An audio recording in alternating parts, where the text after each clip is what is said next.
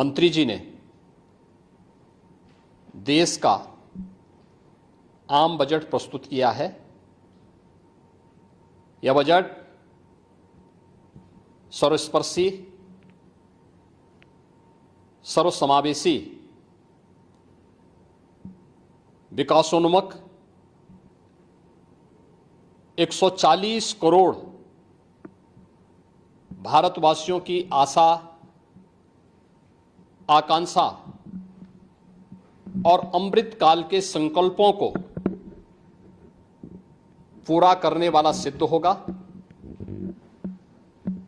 आम बजट 2024-25 आत्मनिर्भर एवं विकसित भारत के निर्माण का एक आर्थिक दस्तावेज है। इस आम बजट में अंत्योदय की पावन भावना, विकास की असीम संभावना और नवोन्मेष की नवदृष्टि है। इस आम बजट में अन्नदाता किसानों की समृद्धि के लिए 1,52,000 करोड़ रुपए, कृषि और सहायक सेक्टर के लिए, महिला सशक्तिकरण के लिए 3 लाख करोड़ रुपए से अधिक का प्रावधान किया गया है। स्वाभाविक रूप से आधी आबादी, देश के सबसे बड़े राज्य उत्तर प्रदेश की आधी आबादी इससे सर्वाधिक लाभान्वित होने वाली है, और खासतौर पर तब जब उत्तर प्रदेश 2020 से ही मिशन शक्ति के कार्यक्रम को प्रभावी ढंग से यहां पर जमीनी धरातल पर उतार रहा है। सर्वाधिक अन्नदाता किसान उत्तर प्रदेश के अंदर निवास कर रहा है। उन अन्नदाता किसानों की समृद्धि में आज संसद में प्रस्तुत आम बजट बड़ी भूमिका का निर्वहन करने वाला है। युवाओं के लिए लाखों नौकरियों के साथ साथ मध्यम वर्गीय परिवार के लिए प्रत्यक्ष कर यानी इनकम टैक्स में जो नए टैक्स स्लैब की घोषणा हुई है, ये सभी अभिनंदनीय है, स्वागत योग्य हैं। इस पूरे बजट को अगर मैं कह सकता हूं कि यह बजट भारत को $5 ट्रिलियन की इकोनॉमी में बदलने के संकल्प के साथ ही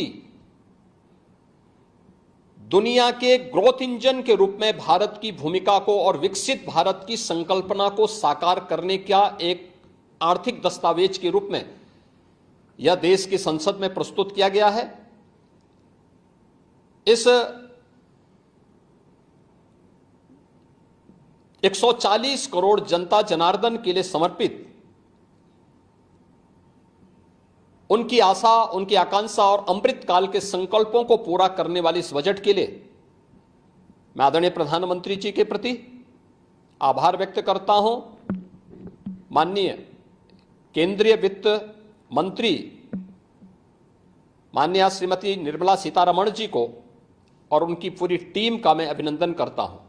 मध्यम वर्ग को राहत देने के लिए इस आम बजट में जो उपाय किए गए उसको लेकर क्या कहना है? देखिए, मध्यम वर्गीय परिवार में टैक्स के बारे में सबसे बड़ी छूट आज उपलब्ध हुई है, और ये लंबे वर्ष समय से ये मांग चली आ रही थी। 3 लाख तक के प्रत्यक्ष कर यानी इनकम टैक्स में कोई भी टैक्स नहीं लगेगा। इसके साथ साथ अन्य जो स्लैब भी दिए गए हैं वे काफी राहत भरे हैं। अलग अलग सेक्टर के लिए जो प्रावधान किए गए हैं, गांव के लिए, गरीब के लिए, किसान के लिए, नौजवान के लिए, एमएसएमई सेक्टर के लिए, ये लाखों नौकरियों को क्रिएट इससे होगा। इंडस्ट्री के लिए जो प्रावधान किए गए हैं, मुझे लगता है ये सभी स्वागत योग्य हैं, और नौजवानों के लिए, समाज के हर तबके के लिए, महिला सशक्तिकरण के लिए, अन्नदाता किसानों के लिए, सभी तबके के लिए जो कुछ भी प्रावधान इसमें किया गया है, मैं कह सकता हूं कि यह राम राज्य की अवधारणा को साकार करने वाला एक सर्वस्पर्शी, सर्वसमावेशी और विकासोन्मुख बजट के रूप में यह मोदी 3 का यह पहला बजट जाना जाएगा।